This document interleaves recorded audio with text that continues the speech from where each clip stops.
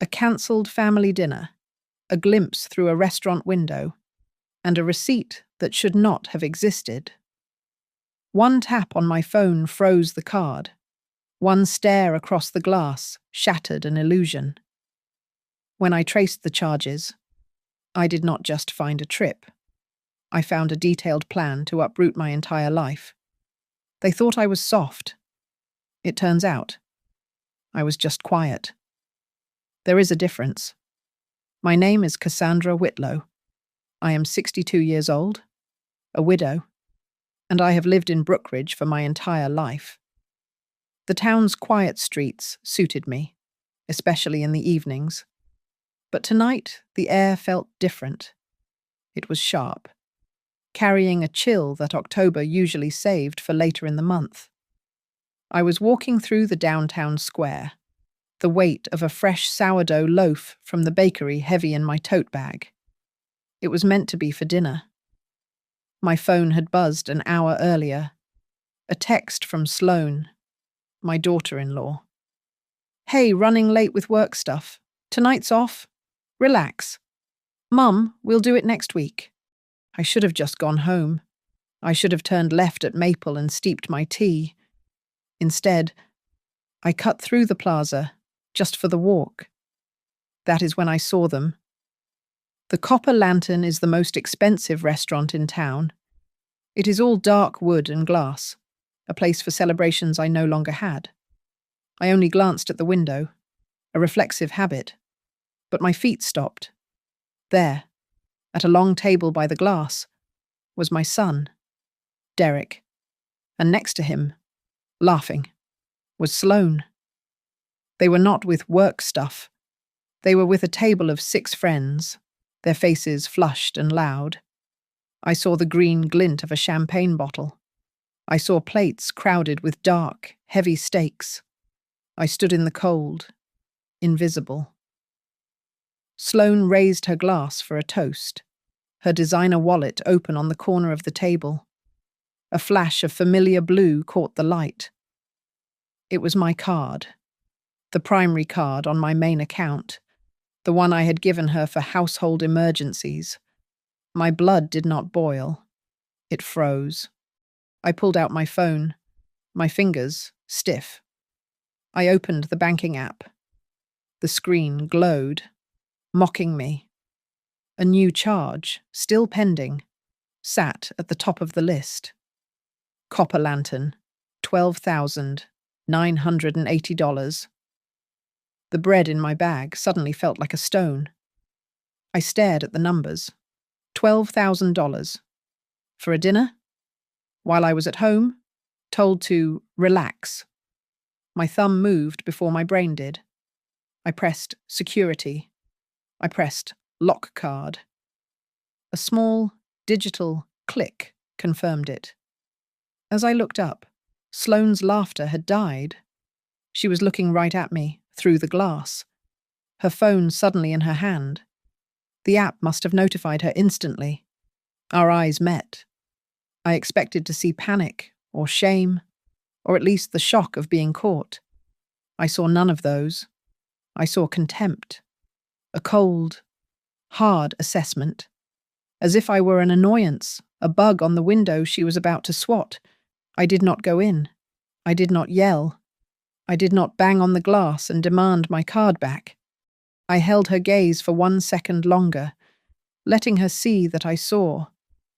Then, I turned my back on the bright, warm scene and walked away. I kept my spine straight. My dignity was all I had left in that moment, and I would not let them take that on the sidewalk. The walk home was longer. The streetlights seemed too bright. Each step was a question. The recent string of emergencies replayed in my mind. The $2,000 vet bill for a cat I had never seen. The urgent dental work for Sloane. The sudden, desperate need for a new laptop for Derek's freelance work. It had not felt right. But I had paid. I had paid to keep them close, to feel needed. It was not a string of bad luck. It was an oil slick, spreading, staining everything. I got inside my house and locked the door. The sourdough sat on the kitchen counter, untouched. I would not cry tonight. Tears were a luxury I could not afford. Tomorrow, I would wake up early. Tomorrow, I would pull every statement, check every account, and trace every single dollar. The silence of the house was absolute. But one question echoed, louder than any champagne toast. If dinner was a lie, what else was? The sun had not yet risen when I sat down at my desk. The house was cold, but I did not turn up the heat. I needed the clarity. I opened my laptop and began the excavation. I went back 9 months. I downloaded every statement, every transaction record, every digital receipt. The emergencies I remembered were just the surface. What lay beneath was a systematic bleed. The charges painted a life I had certainly never lived.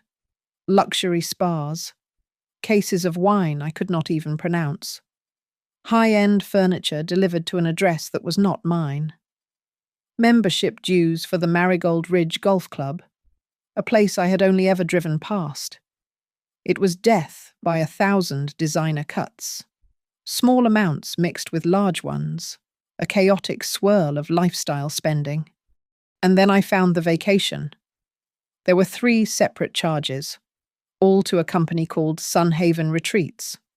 The first was for $21,400. The second, a week later, for $19,700. The final one, just last month, was for $24,050. I clicked through the confirmation links in the archive. It was a 10-day luxury vacation package for 2 people. Booked, confirmed, and paid for entirely by my accounts. I scrolled, my hand steady. A recurring monthly fee caught my eye. Lodestar Concierge. It was categorized as elder care services. I had never heard of them. I clicked the line item. The authorization for this service was an electronic signature. My signature. It was a perfect digital copy. But I had never signed that document. I had never authorized a supplementary card for those specific accounts. But there it was, an e-signature that had given Sloane a key. I dug into my email. Sloane had set up a shared Whitlow family email address years ago, claiming it was for coordinating holidays. I rarely checked it. I logged in. Buried in the promotions tab was a confirmation. A sea glass suite was reserved, the one from Sunhaven Retreats. I cross-referenced the dates. Sloane had posted on her social media feed around the same time. I found a link to a group chat. The Loft crew accidentally left public. It was Sloane and her friends. I read the messages, my breath catching, bragging about new designer luggage, photos of new rings. One of her friends had typed, "Can't wait. We all need this beach reset." My son was not innocent in this. I loved Derek. But the numbers did not lie. I had access to his salary account because I had co-signed on it when he first got his job. I looked. Every 2 weeks. Like clockwork. A significant portion of his pay was transferred out. Not to Sloane. Not to their joint account. It went to something called Hart and Hale Consulting. A quick search of the State Business Registry told me what I needed to know. Hart and Hale was a Shell LLC, registered just 6 months ago. The agent of record was not Sloane. It was one of the friends from the Loft crew. The picture was no longer blurry. It was a high-resolution photograph of a conspiracy. This was not impulsive spending. This was a plan. Drain the accounts. Isolate the mother. Use Derek's own salary as a laundry service, moving it into a shell company they controlled. The fingerprints were everywhere. I did not weep. I worked. I took screenshots of the chat logs. I downloaded the original data files for the bank statements. I saved the forged e-signature document. I compiled every email, every transfer, every fake invoice. I plugged in a small USB drive, the one I used for my recipes, and encrypted the entire file. I walked into my kitchen. The sourdough loaf was still on the counter, hard as a rock. I opened the large ceramic canister marked flour and pushed the USB drive deep into the powder, burying it beneath the surface. I washed my hands, the cool water a balm. I had a new rule, a covenant with myself. I would not spend one more dollar. I would not make one more phone call until I had mapped every single turn of this maze. They thought I was a resource. They were about to find out I was the foundation. The house was silent, but my mind was not. I sat in the dark of my living room, the stacks of printed statements on the coffee table forming a new, ugly architecture. This was the part of the night where the shock receded and the shame rolled in. For 5 years since my husband, David, passed, my world had shrunk. It had contracted deliberately. My life became the borders of this craftsman house, the lavender I pruned too aggressively in the front yard, and my son, Derek. He was the only piece of my old life that still felt solid, and I had clung to him. Then Sloane had arrived. She was everything I was not: sharp, fast, digital. She moved through the world with a confidence I had forgotten. One of her first refrains, spoken with a bright, helpful smile, was, "Let me handle the online stuff for you. Mum, it's too confusing." I let her. It felt like a relief. I let her set up the shared email. I let her manage the utility payments. I let her... I thought back to their apartment when they wanted to move. They were short on the down payment. "It's just temporary, Mum," Sloane had explained, her hand on my arm. "We'll put you on the title as a co-owner, just for the loan, just for the tax break. We'll take you off in a year." I had agreed. I had signed the papers. I was a temporary co-owner on a piece of property I had never slept in. The emergencies started small. They were so reasonable. "Mum, the washer flooded," Derek would call, sounding stressed. "We need a new one, but our credit is maxed." And Sloane would add, "Just put it on your card for convenience. We'll pay you back on the 1st. They never did. The 1st of the month always came with a new crisis. Sloane's emergency dental surgery. Derek's can't-miss professional conference, which required plane tickets.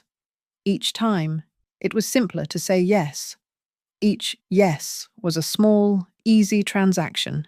It was just money. I sat there in the dark and faced the truth. It was not about convenience. I was afraid. I was terrified that if I said no, if I put up a single boundary, Derek would drift away. That Sloane, with her bright, hard energy, would pull him out of my orbit, and I would be left completely alone in the silent house, with only the lavender. I had not been buying them washers or plane tickets. I had been paying for my son's time. I had used my husband's hard-earned money as a tether, a desperate attempt to stay relevant in my own son's life. My own loneliness had guided me. My own fear had unlatched the door. I had willingly walked them into the vault and shown them the combination. A memory of David surfaced. So clear it hurt. We were standing in this very yard 20 years ago, arguing about a neighbor who had borrowed a tool and never returned it. I had wanted to let it go. David, always kind but never soft, had turned to me. "Cassandra," he had said, his hands smelling of sawdust. Being good doesn't mean being blind. My eyes, dry until now, burned. I had been blind. I had chosen to be blind because the truth was too painful to look at. But no longer. The shame was still there, but something else was growing alongside it. A cold, hard resolve. My kindness had been a weakness. Now, it would be a boundary. I turned on a single lamp. I went to my desk and took out a small, leather-bound notebook. I opened to a fresh page. I wrote 3 lines. The only rules that mattered now. Verify, document, value myself. I closed the notebook. The house was still dark, but I did not feel alone. I felt focused. I picked up my phone and dialed a number. It was not Derek. It was no one in this family. The first call I made was to Marina Cortez, my neighbor. She is 68, a retired nurse, and has a spine made of tungsten. She was at my door in 10 minutes, not with tea, but with a container of hot soup and a look that could cut glass. I did not have to explain everything. I just showed her the copper lantern receipt and the Sunhaven confirmation. She stirred the soup, her gaze fixed on the papers. "Cassandra," she said, her voice quiet but not soft. "I have seen this 100 times in the ER. People come in, seemingly confused, and the family wants control. Kids know how to forge signatures, too." She pushed the soup toward me. "Eat. You need to be sharp. You are not confused. You are being robbed. My niece handles this." She made the call. The next morning, I was sitting in the offices of Palomo and Pike. Greer Palomo was the opposite of her aunt. Where Marina was all fire, Greer was ice. She was young, precise, and wore a legal hat that was all business. I laid out my printed statements, the screenshots, the USB from the flour canister. She did not offer condolences. She took notes. She put on reading glasses and examined the e-signature authorization for the Lodestar concierge service. "This is a poor forgery," she said, her voice flat. "The pixelation is wrong, and the supplementary card authorization for this account. I see the request, but I do not see a signed physical paper trail or a notarized document. They just clicked yes on your behalf." She turned to a new page on her legal pad. "Assets." "My house," I said. "It is in my name. Paid off." "Good. The condo. Temporary co-ownership," I said, the word tasting like ash. "For their loan. For taxes." Greer's pen paused. "Has it been transferred fully to them?" "No, not yet." "Excellent," she said. It was the first hint of emotion she had shown. "It is still your asset. We can leverage that." She spent the next hour outlining the strategy. It was not a conversation. It was a briefing. "First," she began, "we build a fortress.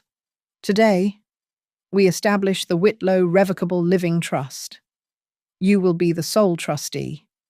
We will transfer all major assets this house, the condo, your primary investment accounts into the trust. This immediately invalidates any old power of attorney or e-signature authorizations they might have." She continued.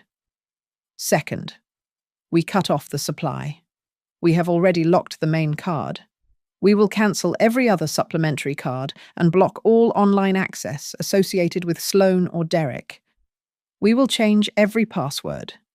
You will install real-time transaction alerts on your phone that ping for any charge, even $1. Then she leaned forward. "Third, we test the hypothesis.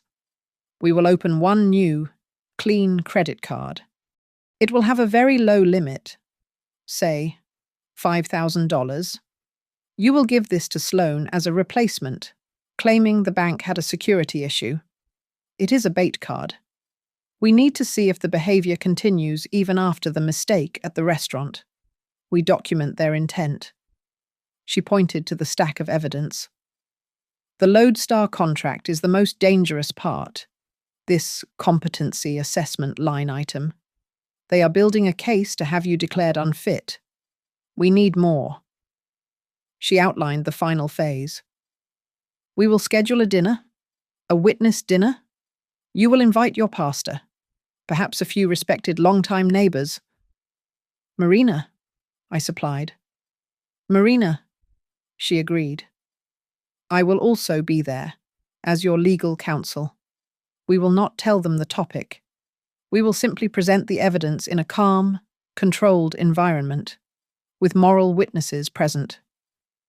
She had one last measure. A contingency. Marina mentioned she knows the town police chief. They play cards together, I confirmed. Good. If we find evidence of active medical forgery that Lodestar document is close, we will be prepared to escalate. Forging a doctor's report to seize assets from an elder is a felony. I felt the blood return to my hands. This was not a family drama anymore. It was a campaign. Before I left her office, I signed one last document. Greer had drafted a new will. It placed all my assets into the trust. Derek was still a beneficiary, but his access was no longer automatic. It was conditional. Conditional on sobriety, on financial counseling, and on a life lived free of Sloane's influence. I walked out of Palomo and Pike into the bright afternoon sun. I was still a widow. I was still a betrayed mother. But I was no longer a victim. I was a client. I saw Sloane 2 days after the incident at the Copper Lantern. She had been sending me texts, syrupy, concerned, confused messages about why I had not come in, why her card suddenly stopped working. I ignored them until I was ready. I invited her to my house, telling her I wanted to sort out the bank confusion. She arrived wearing a scent that cost more than my monthly utilities. I had the new card ready. It was gold. Sloane, I said, forcing a slightly dotty, apologetic smile. I am so glad you came. The bank had a security alert. Can you believe it? They shut everything down. They sent this replacement. I handed her the plastic. They told me this one is top tier, unlimited. It should make handling family conveniences much easier for you. Her eyes, which had been wary, lit up. The greed in her gaze was a physical thing, sharp and hungry. She took the card, the hunter accepting the bait. The trap, as Greer had set it up, had a $5,000 limit. It took Sloane less than 48 hours to find it. My phone, now linked to Greer's secure server, became a ticker tape of Sloane's ambition. The first alert came the next morning, a charge from Versailles Atelier, a boutique I had never heard of. $6,200. My screen flashed a single, beautiful word, declined. She must have been embarrassed. The next charge, an hour later, was smaller. Artemis Spa, $1,450. My phone flashed, approved. She was celebrating her new, unlimited card. I imagined her, wrapped in a robe, sipping cucumber water, bragging to her friends. The next morning, she tried again. Silvercrest Motors, $4,980. It was just shy of the remaining balance. A down payment on a car, perhaps. My phone flashed, declined. The spa day had used up too much of the unlimited potential. My phone rang. It was not Sloane. It was Derek. He sounded tired, manipulated, and weak. "Mum," he started, a practiced sigh in his voice. "Look, I am sorry about the other night. Sloane gets enthusiastic. She was just trying to treat us. Things are tight, and she just wants us to have nice things. We'll make it up to you, I promise. He was apologizing for the dinner, the only part of the lie he thought I knew. As he was speaking his vague, watery apologies, a new alert flashed on my screen. This one was different. It was an attempt on the original, frozen account. The charge was from Sun Haven Retreats. They were trying to process an upgraded suite for the vacation. Blocked. I forwarded the new activity log to my allies. Greer replied immediately. The timeline is established. She attempted high-value purchases immediately upon receiving the bait card. This proves willful intent to spend, not a misunderstanding. The vacation charge proves they are still planning the trip. I called Marina. I told her about the declined charges, the approved spa day. I heard her exhale smoke. The fish has bitten, she said, her voice a low growl. She's greedy, Cassandra. And greedy means sloppy. Do not giat man. Let her swallow the hook. Following Greer's instructions, I logged into my main portal. I found 2 other supplementary cards I had forgotten existed. Cards Derek used just for gas or groceries when he was allegedly running errands for me. I froze them both. The taps were now, officially, turned off. The silence that followed was terrifying. When the money stopped, they escalated. Greer called me on Friday. The calm, strategic tone was gone. Her voice was sharp. Cassandra, they are moving, she said. Sloane did not just try to spend money. She contacted Lodestar Concierge this morning. My stomach tightened. The Elder Care Service. She told them she has new evidence of your declining mental state and erratic behavior. She is using you locking the cards as proof of your confusion. She demanded they expedite your competency assessment. But they cannot do that without my permission. I protested. They did not, Greer said, her voice like ice. Because they already had a document. I subpoenaed your file from them this afternoon. Cassandra. They found a Form 19B, a preliminary medical declaration, suggesting cognitive decline. It has your signature on it. I never signed anything. I know, Greer said. You can see the pixelation around the signature box. It is a clear crop and paste job.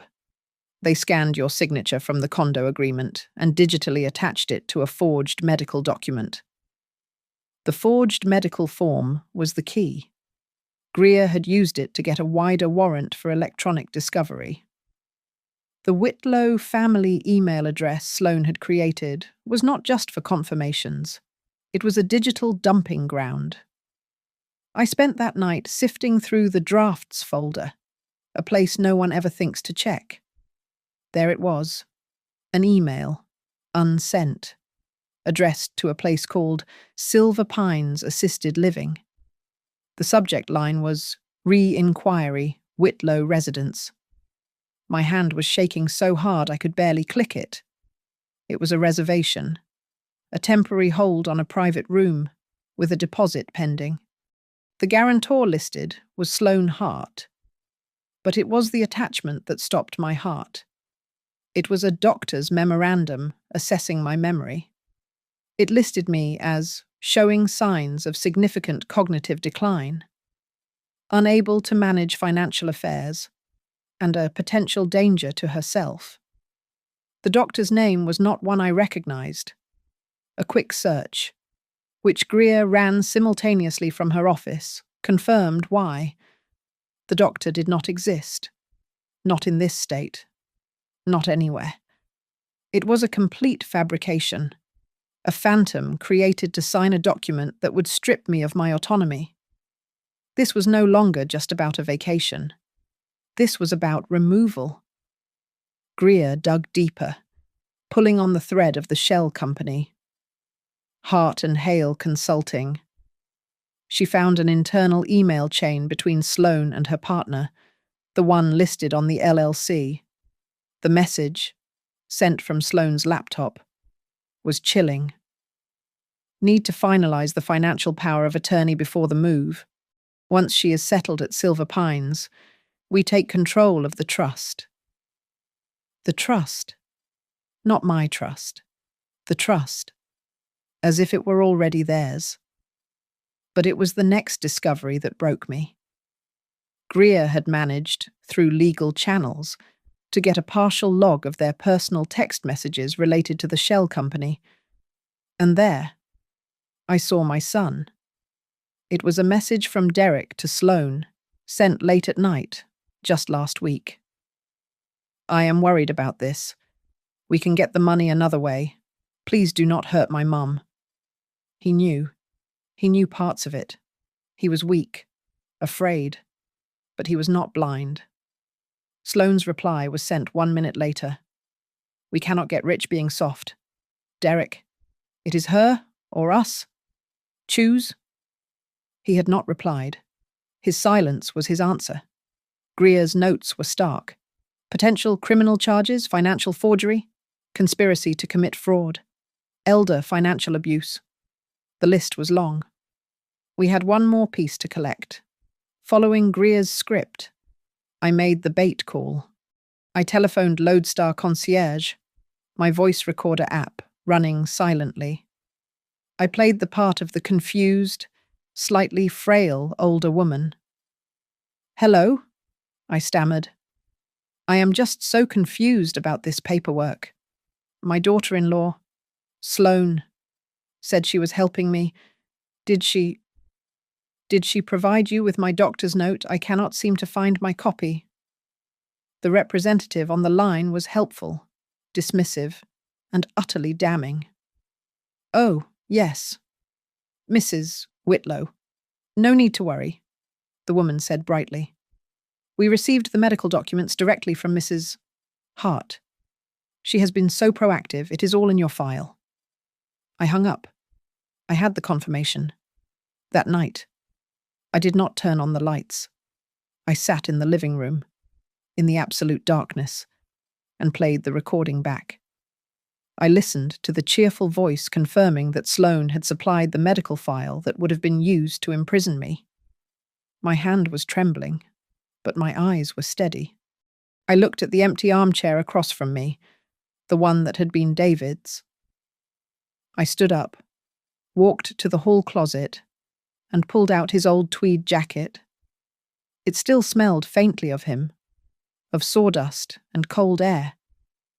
I draped it over the back of the chair, a silent sentinel. I will keep this house. David, I whispered into the dark. I will keep it. The next morning, I went to the bank. I rented a safe deposit box. I placed a copy of the USB drive, a printed set of all the evidence, and the original Lodestar forms inside. Greer kept the digital master, encrypted on a separate server. When I got home, I picked up my phone. I felt a strange, cold calm. I sent a new text to the family group chat. Derek and Sloane, I would love to have you both over for a proper family dinner this Saturday. A small thank you for all your help recently. 7 o'clock. The eye of the storm. I set the table for a massacre. The thank you dinner was set for Saturday. On Friday evening, I called Derek. Derek, darling, I said, my voice light, practiced. Could you come by just a little before the others tomorrow? I wanted to discuss the vacation plan with you. Just us. He hesitated, but the word vacation was the bait. Sure. Mum. What about? Oh, just logistics, I said breezily. I want to make sure this trip is perfect. He arrived at 6 o'clock, an hour before the others, looking tired and wary. I had him sit at the kitchen table, the one where he used to do his homework while I cooked. I did not offer him a drink. Instead, I took a single, clean sheet of white paper from the printer and laid it on the wood grain in front of him. I placed a heavy, black pen next to it. He stared at the paper. "What's this?" "Before we talk about the vacation," I said, my voice quiet. "I wanted to give you an opportunity. Is there anything you need to write down for me? Anything you need to tell me? Truthfully, before our guests arrive?" His eyes darted from the paper to my face and back again. He saw no mercy, only expectation.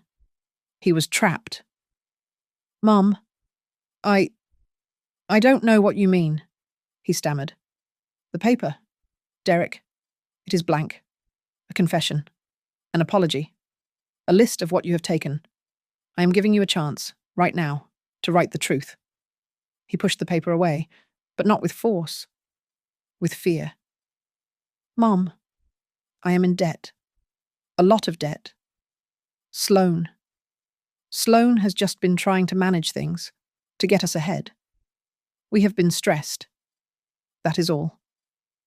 He was offering me a splinter, pretending it was the whole wound. He said nothing of Silver Pines. He said nothing of the forged medical forms. I did not press. I leaned back in my chair, changing tactics. "Do you remember when you were 12? I asked, my voice softening just enough to draw him in. "We painted the back porch. Just you and me. Your father was on that business trip in Chicago." He looked confused. "Yeah, I remember. It was hot." "It was," I agreed. "And I was on that rickety old ladder, the one your father kept saying he would replace. I was trying to reach the high eaves. Do you remember what you did?" He thought for a moment. "I held the ladder. You told me to." "That is right," I said, letting the memory fill the space between us. "You held the ladder for me. You kept your hands on the wood, and you did not move for 2 hours. You kept me safe. You were my spotter." I saw his eyes shimmer. The boy who held the ladder was still in there, buried deep beneath the man who let his mother fall. He opened his mouth. He was about to speak, to perhaps finally tell the truth. His phone vibrated on the table, loud and violent in the quiet kitchen. He flinched, as if stung. He looked at the screen. FaceTime. Sloan. He picked it up, his thumb shaking. "Hey," he mumbled, turning away from me. I could not hear her side, but I did not need to. I watched my son's face collapse. The flicker of remorse vanished, replaced by a strained, pale obedience. He listened, his jaw tightening. He glanced back at me, his eyes now cold. "Do not be weak, Derek." I heard her voice, tinny and sharp through the speaker, before he could silence it. "Stick to the plan." He ended the call and put the phone in his pocket. The moment was gone. The window had closed. I did not scold. I did not yell. I looked at him, and for the first time, I felt something akin to pity. "A storm is coming, Derek," I said, my voice flat. "A very big one. When it hits, everyone is going to get wet. You need to decide which raincoat you are choosing." He stood up, shoving the chair back. "I am not choosing. I do not know what game you are playing, Mum. But I will not let you attack Sloan. I am in the middle. I will stay in the middle." "The middle is not a safe place. Derek?" I said, but he was already walking out of the kitchen, back to the front door, to wait for her. I thought of what Greer had told me on the phone that morning. The middle is just the name for the side that benefits from the conflict. Cassandra. It is not a neutral position. Marina had been more direct. "Do not say more. Let the event speak for itself." He had made his choice. after he left the kitchen. I went to my study. I took out 3 manila folders. I labeled the first in red spending, the second in blue forgery, the third in black relocation. I placed the color-coded evidence into each. I went to the dining room. I finished setting the table. I placed name cards for Marina, for my neighbours, the Caraways, for Pastor Helen Dorsey. I set a place for Greer at my right hand, and I set places for Derek and Sloane, directly opposite me. Then, at the far end of the table, I set 2 more places, 2 empty chairs, waiting, one for their shame and one for their chance at redemption. My guests arrived one by one. Marina, who brought nothing but a look of grim satisfaction. Mr. and Mrs. Caraway, neighbours for 30 years, looking confused but kind. And finally, Pastor Helen Dorsey, her presence usually a comfort. But tonight, it felt like an official seal. Greer was already at my side. Then, Derek and Sloane arrived. Sloane was wearing a winter white dress, an immaculate costume of innocence. She looked annoyed by the other guests, as if they were clutter. Derek just looked grey, his tie already loosened at his throat. They sat. Sloane was directly across from me, the battlefield's opposing general. Derek was trapped between his wife and Pastor Dorsey, a man waiting for a verdict he could not escape. I let the silence settle for a moment, letting them feel the weight of the audience. Then I slid the black-bound folder from my study, the one with the blank paper, to the centre of the table. I placed a single pen beside it. "Thank you all for coming," I began, my voice clear and even in the quiet room. "I asked you here for a matter of record, a thank you, and a signing." Sloane's eyes narrowed. Derek sank lower in his chair. Greer leaned forward just enough to be heard. She placed a small, flat digital recorder on the table and pressed the button. A tiny red light glowed. "For the record, all parties have been informed this conversation is being recorded," Greer stated, not asking. Marina, the Caraway, and Pastor Dorsey all nodded. "Cassandra?" Greer said, turning to me. I did not look at Sloane. I looked at the red folder in front of me. "File A," I said, opening it. "The expenditures?" I did not read every line. I summarized. "A total of $186,000 in non-emergency, luxury spending over the last 9 months. This includes, but is not limited to, the Marigold Ridge Golf Club, various spas, and designer boutiques." Sloane scoffed, a sharp, ugly sound. "Oh, please. You gave me the supplementary card. Mom, you told me to handle things. You allowed it." "We dispute that," Greer said, her voice cutting through Sloane's confidence. "We find no original, notarized authorization for those levels of access. What we did find," she tapped the folder, "is a forged electronic signature. This one." I pushed the printout of the authorization page across the table. Sloane did not look at it. "This is absurd." I closed the red folder and opened the blue one. File B, the relocation plan. I laid out the email to Silver Pines Assisted Living. I laid out the fabricated doctor's memorandum. I laid out the Lodestar concierge contract, highlighting the competency assessment clause. I heard a sharp intake of breath. It was Pastor Dorsey. Her hands were covering her mouth, her eyes wide with horror, fixed on the papers. Sloane's mask of white innocence finally cracked. She half rose, half slid from her chair, her voice suddenly high-pitched. "That was just a precaution. A pre-booking." He was worried about you. We were worried you were getting confused. Marina, who had been silent, spoke. Her voice was a low growl. You pre-book a nursing home for a perfectly sane, healthy woman. You do not see that as, what's the word? Greer predatory. All eyes went to Derek. He was no longer grey. He was blotchy, red, and tears were streaming down his face. He was broken. I did not know. He wept, his voice thick. Mom, I swear. I did not know about the fake doctor. I did not know about Silver Pines. This was his moment. His one chance to choose the ladder. Sloane turned, her white dress twisting. Her face was no longer composed. It was reptilian. She looked at her husband, not with support, but with pure, unadulterated venom. You are a liar, she hissed at him, her voice carrying across the table to every witness. You knew everything.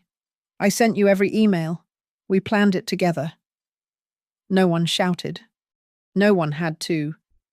The accusation hung in the air, thick and toxic. The only sound was Derek's choked sob, the silence of the Carraways, the quiet fury in Marina's eyes, the profound, damning disappointment on Pastor Dorsey's face that was the verdict. The dinner was served. The judgment was final. The room was surgically quiet. Sloane's accusation against Derek was still hanging in the air, a toxic cloud. Derek was silent, his sobs reduced to wet, hitching breaths. Greer, who had been waiting for this exact moment of fracturing, moved. She placed a new, thick folder on the table. It was not coloured. It was plain, heavy, and official. This, Greer announced to the table, is a civil settlement agreement. She slid one copy to Sloane and Derek, and one to me. The room filled with the sound of rustling paper. The terms are not suggestions, Greer stated, her voice like a gavel. One full repayment of the $186,000 in misappropriated funds. A payment schedule is attached. A non-negotiable deposit of $30,000 is to be wired to the trust within 21 days. Sloane let out a sound, half laugh, half choke. Greer continued, ignoring her. 2. The immediate and permanent cancellation of all supplementary cards and revocation of all online access to Mrs. Whitlow's accounts. Fraud alerts have already been filed with all 3 credit bureaus in her name. 3. The condominium currently listed as co-owned. Greer paused, looking directly at Sloane. Will be signed over, title-free, to the Whitlow Revocable Living Trust via a quitclaim deed. You will have 45 days to vacate the premises. You can't, Sloane whispered, her face pale. We can, Greer corrected. 4 conditions for Derek Whitlow. You will enroll in a 24-week therapeutic program for financial dependency, and you will complete a certified financial management course. Proof of completion is required. 5 conditions for Sloane Hart. You will cease all direct and indirect contact with Cassandra Whitlow. All communication will go through legal counsel. Any violation of this will result in an immediate filing for a civil protection order. Greer let the weight of the last page settle. Then, she delivered the final clause. This is a civil agreement. You sign it, you adhere to it, and this matter stays within this room. If you do not sign, or if you default. She tapped the black folder I had seen in her office, the one full of the forged medical forms. My office will file a criminal complaint with the District Attorney's Office tomorrow morning for felony elder financial abuse, medical document forgery, and conspiracy to commit fraud. The silence was absolute. Pastor Dorsey, who had been watching with a profound sadness, spoke, her voice the only note of warmth in the room. "The truth," she said softly, "does not need to shout." Greer pushed the pen toward them. "You have your choice." Derek picked up the pen. His hand was shaking so badly he could barely grip it. He looked at Sloane, his eyes pleading. She stared back, her face a mask of cold fury. He turned away from her, back to the paper, and scrawled his name. He was signing away his marriage to save himself from prison. He pushed the pen to Sloane.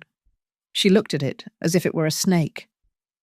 "No," she said, her voice low. "I am not agreeing to this. This is theatre. This is a set-up." I spoke for the first time since the presentation. My voice was calm, devoid of all emotion. "Not signing is also a choice. Sloane." I looked her directly in the eye. "It just means you are choosing the legal path instead of the civil one." Her eyes darted around the room, looking for an ally. She found none. She saw Pastor Dorsey's disappointment, the Carraways' disgust, Marina's cold victory. She grabbed the pen, but instead of signing, she threw it. It clattered across the polished dining table and fell to the floor. "You will regret this," she spat at me. She stood, knocking her chair back. She did not look at Derek. She walked out of the dining room, through the hall, and out my front door, slamming it behind her. Through the curtains, I could see her silhouette. She was standing on my front porch, trapped under the bright, unforgiving light, waiting for the husband who was still at my table, signing away their future. The morning after the dinner, the house was quiet. Derek had signed the agreement while weeping, then stumbled out into the darkness after his wife. The agreement was a contract, but Sloane's departure without signing meant she still believed she had a move to make. She was wrong. On Monday, the final pieces began to move. My phone buzzed with an alert, just as Greer had predicted. Sunhaven retreats. They were attempting to charge my new, secure account for the final balance of the trip. I forwarded it to Greer. Within an hour, she had dispatched a formal legal letter to Sunhaven's corporate office, complete with the forged signature evidence, the Lodestar contract, and a clear accusation of fraud. It did not take long. Sunhaven, facing their own liability, responded immediately. They confirmed the contract was voided, they were cooperating fully, and they provided the original IP log for the booking. The 10-day, multi-$1,000 vacation was not booked from a home computer. It was booked from the registered address of Hart and Hale Consulting. At the same time, Marina made her own visit. She did not just call the police chief. She went to the station with her copy of the forged Form 19B. The Crimes Against Seniors unit took one look at the fake doctor's signature and the Silver Pines application. They opened a criminal investigation. Sloane must have felt the ice cracking beneath her. She appeared at my front door on Tuesday morning. She did not call first. She just rang the bell. A hard, insistent rhythm. I was prepared. My phone was in my pocket, the audio recorder app already active. I opened the door but blocked the entryway with my body. She looked frantic. The immaculate white dress was gone. "We need to talk," she said, trying to step inside. "Not with lawyers." "There is nothing to discuss. Sloane, you communicate with Greer." "Greer." She spat the name. "This is a setup. This is a family matter. You do not destroy your family." "You were the one," I said. my voice cold as the glass between us at the restaurant. Who filed a forged medical document to have me moved. I did that for your security, she shrieked, the mask falling away completely. You are old. You are alone. It was for financial security. It is what people do. It is what you do. Sloane. It was Derek's voice. He was standing on the walkway, pale and unshaven. He must have been coming to plead his own case. He had heard her. He had heard the confession, clear as day, on my front porch. Sloane turned, her face a mask of horror. Derek. Baby. She is twisting my words. I was protecting us. He just looked at her, the last shred of his weakness burning away, leaving only a man who had lost everything. You chose the money, he said, his voice hollow. You chose the money over people. As he spoke, Sloane's phone buzzed, a frantic vibration. She looked at it, her eyes wide with panic. A text, no doubt from her friend at the LLC. A warning. A text came to my phone. 2. It was from Marina.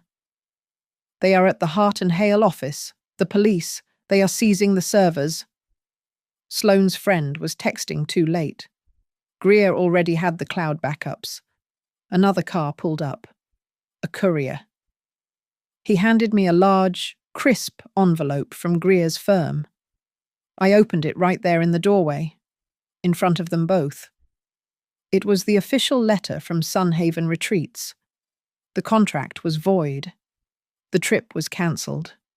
A full refund of all deposits was being wired, not to me, but directly into the new, secure, Whitlow Revocable Trust. I looked at Derek, a ghost on my sidewalk. You will pay your part, according to the agreement you signed. I am keeping the house. Then I looked at Sloane, who was watching her entire future dissolve. As for the trip, I said, this vacation, nobody is going. I stepped back, and I closed the door. I did not slam it. I shut it, listening to the soft click of the lock. I stood in the silence of my hallway, my back against the solid wood, and for the first time in 5 years, I was completely safe. It was over. Thank you so much for listening to my story. I want to know where you are listening from. So please, drop a comment below and let us connect. Share your thoughts on this.